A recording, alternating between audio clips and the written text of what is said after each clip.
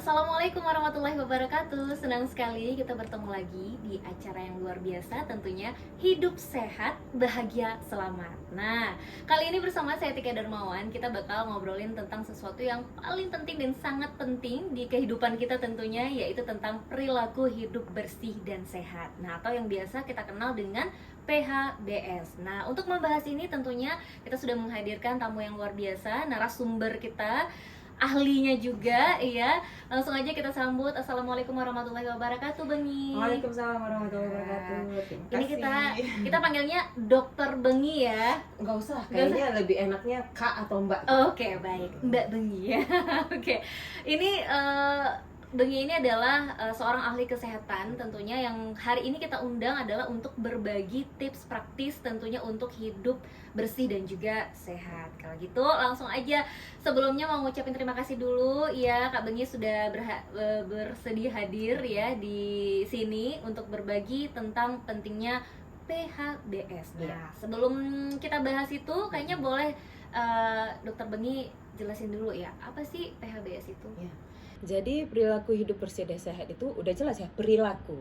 Berarti bagaimana kita melakukan sesuatu itu untuk menjaga kesehatan kita, agar kita bisa mencegah agar nggak ada penyakit dalam tubuh kita. Nah, itu konsep pertamanya. Jadi maka sekarang nih kalau ditanya, Mbak Tika udah berperilaku hidup bersih dan sehat nggak? Sepertinya udah ya, sepertinya. Tapi kan kalau untuk poin-poinnya udah bener atau belum tuh ya nggak tahu, yang akan kita bahas hari ini ya.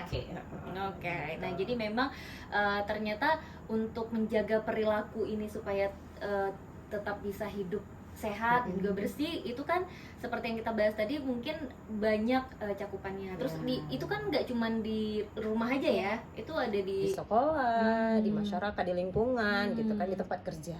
Oke, mungkin contoh yang paling simpel kalau yang selama ini selalu digadang-gadangkan adalah cuci tangan. Iya, benar. Iya, cuci tangan ya. Oke, itu pun udah jadi satu perilaku ya. Sudah, dia jadi satu poin. Jadi kan ada 10 tuh. Nah, cuci tangan ada di dalam 10 poin itu. Oke. Gitu. Nah, tapi sebenarnya karena cakupannya ini juga sangat luas, tapi kenapa sih Dok PHBS ini sepenting itu? Karena kan mungkin kalau ya udah deh, udah cuci tangan kan udah, kenapa harus semuanya ada gitu? Jadi bayangkan aja, misalnya tubuh kita mesin nih. Kalau kita makannya sehat, makannya bersih gitu ya, maksudnya sesuai dengan isi piringku tadi, maka efek ke tubuh kita akan bugar, akan sehat. Apalagi disertai dengan olahraga. Olahraga juga menjadi poin di 10 perilaku PHBS itu tadi. Nah, kalau misalnya mesinnya nih nggak dikasih oli, nggak dikasih, itu kalau mesin ya, kalau tubuh kita lah, kalau misalnya kita makan makanan yang nggak sehat, terus kita nggak olahraga, apa efek ke tubuh kita? Otomatis kita nggak bugar, nggak enak mau ngapain, bentar-bentar sakit, gitu sih. Jompo juga ya. Sekarang Sekarang Gen Z tuh terkenal Gen Z jompo. Iya. Bentar-bentar udah gini pinggang ya gitu. Padahal mungkin itu tadi gaya hidupnya, terus pola makannya yang mungkin kurang baik atau suka abai gitu ya. Emang kalau kita mengabaikan beberapa poin itu atau juga 10 poinnya, mungkin cuma ada 9-nya kita abaikan, apa sih resikonya Dok? Wah, resikonya banyak. Dari 10 itu aja, yang pertama itu kan ada kita kalau misalnya hamil, itu kita memeriksa itu ke dokter, ya kan, ke dokter kandungan atau ke bidan. Nah, bayangin kalau misalnya kita nggak periksa ke dokter atau kita nggak ke bidan, kita perginya ke dukun. Apa yang terjadi? Misal persalinan dengan dukun. Dukun dia nggak ngerti mencegah istilahnya bakteri gitu kan, dengan peralatan yang mungkin dia nggak tahu cara steril, itu salah satunya.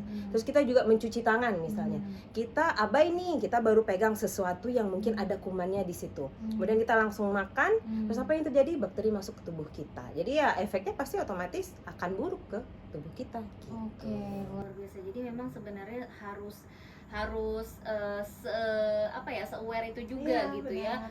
Mungkin bisa bikin penyakit kronis itu hadir juga ya kalau memang nggak ada ke 10 poin ini ya. Betul sekali, penyakit kronis ya.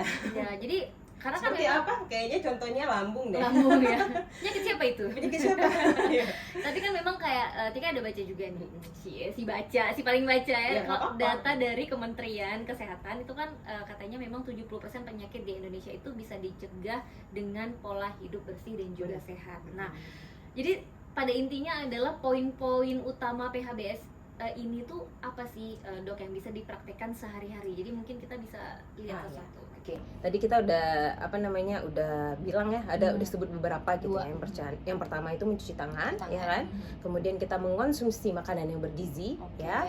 Kemudian kita olahraga secara teratur. Nah, kemudian kita buang sampah pada tempatnya. Itu juga Oh ngaruh. iya, ngaruh dong. Oke. Dan pengelolaan sampah itu juga sangat ngaruh bagi kehidupan kita. Apalagi dengan sekarang global warming ya, Ya. dengan pengelolaan sampah salah satunya. Kemudian tidur cukup.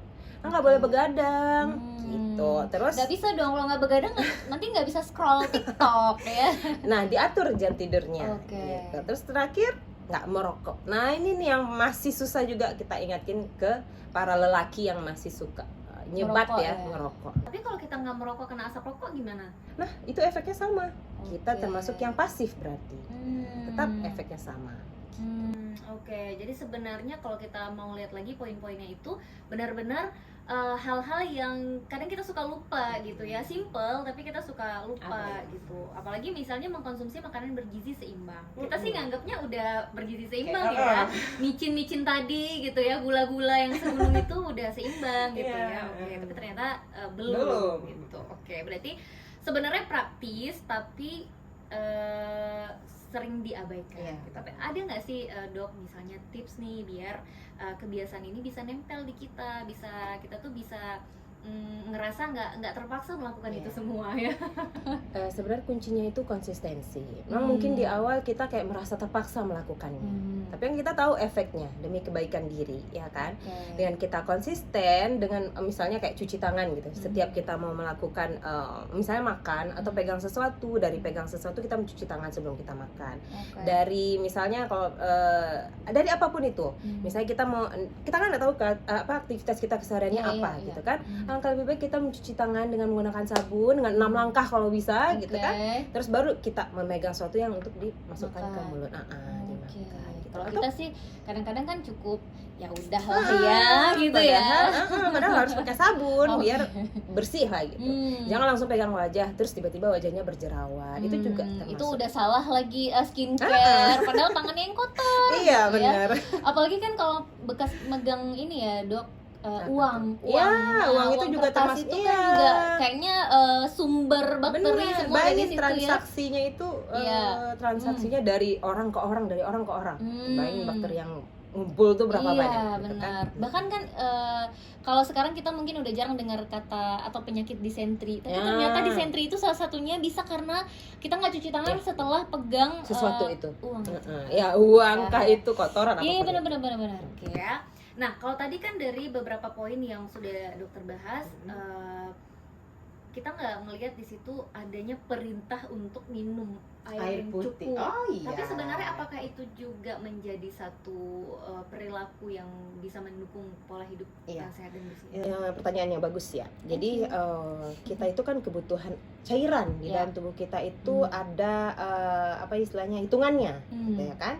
Jadi kita misalnya kayak saya, berat badan saya itu sensitif ya Sensitif ya, ngomongin berat Tapi badan. kurang lebih seperti itulah. Sensi nih.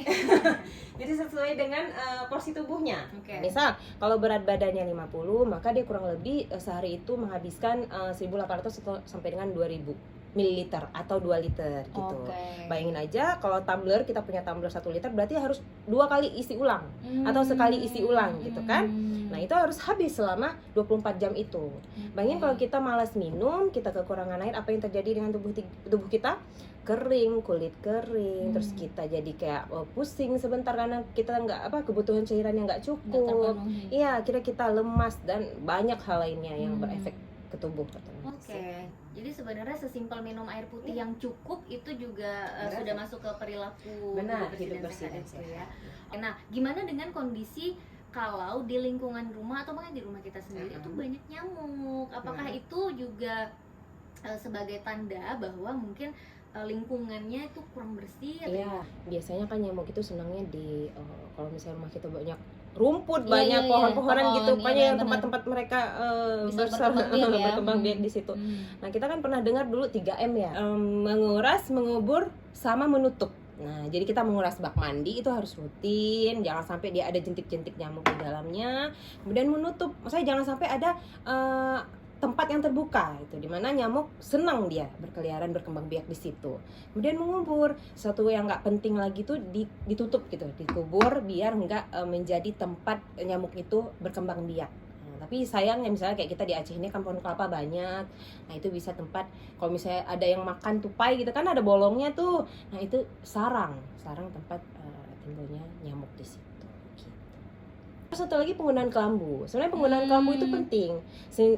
Maksudnya daripada kita menggunakan bahan kimia untuk menghilangkan nyamuk seperti misalnya baik nggak boleh sebut merek ya. Pokoknya intinya obat nyamuk lah gitu kan. Nah, lebih baik kita menggunakan kelambu, meminimalisir zat kimia yang kita gunakan. Tapi kan kalau pakai kelambu kayak orang zaman, Dok. Tapi milih mana coba? Iya Milih benar. hidup sehat gitu. Jadi mulai sekarang udah boleh coba nyari kelambu lagi ya. Banyak kok kelambu cantik. Iya.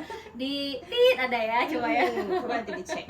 Oke, jadi sebenarnya hal-hal sederhana seperti yang sudah dokter sebutkan tadi itu dampaknya bisa sebesar itu gitu ya. Tapi kan dalam perjalanannya untuk bisa melaksanakan tahapan-tahapan supaya kita bisa mencapai PHBS ini kan juga banyak gitu. Nah, apa sih sebenarnya Dok tantangan terbesar yang biasa dihadapi oleh orang-orang ketika kita menerapkan PHBS? Ya, kayaknya udah terjawab juga sebelumnya ya. Konsistensi. Sebenarnya konsistensi itu kunci. Bayangin kalau misalnya kita emang semangatnya di awal-awal nih, terus karena nggak ada efek ke tubuh nih, karena aku kayaknya nggak ngikutin, maksudnya nggak konsistensi melakukan perilaku itu juga sehat-sehat aja nih. Iya. Sekarang, ya kan, maksudnya seminggu, 2 minggu, sebulan, tapi efek ke depannya yang kita nggak mau ya, jangan sampai kena ke kita gitu ketika kita berumur udah lebih dari 40, apalagi lebih dari 50. Nah, itu kebiasaan-kebiasaan kita waktu muda itu sangat mempengaruhi kehidupan kita kelak ke depan. Baru keluar lagi nanti di umur 40-an Iya, ya. benar. Masuk makanan tuh. Iya. Apalagi kayak emping tuh, Ya, samurai aduh. Yang enak memang itu yang biasanya membahayakan. Iya, benar. Oke, jadi memang konsistensi itu sangat diperlukan, sangat dibutuhkan untuk kita bisa menerapkan PHBS tadi ya. Wow, sangat inspiratif ya dokter.